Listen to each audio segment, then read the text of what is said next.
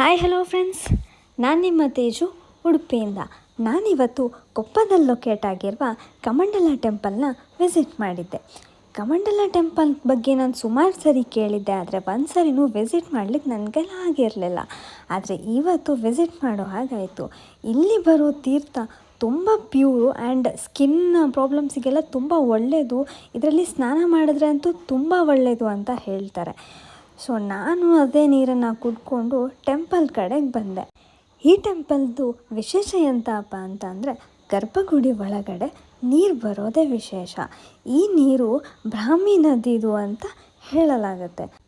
ಇಲ್ಲಿ ಆ್ಯಕ್ಚುಲಿ ಒಂದು ಕಾಯಿನ್ ಇಟ್ಕೊಂಡು ಪ್ರೇಯರ್ ಮಾಡಿ ಅದನ್ನು ಆ ನೀರು ಬರೋ ಜಾಗಕ್ಕೆ ಏಮ್ ಮಾಡಿ ಹಾಕಿ ಅದು ಒಳಗೆ ಹೋಯಿತು ಅಂತ ಅಂದರೆ ಆ ವಿಶ್ ಫುಲ್ಫಿಲ್ ಆಗುತ್ತೆ ಅಂತ ಹೇಳ್ತಾರೆ.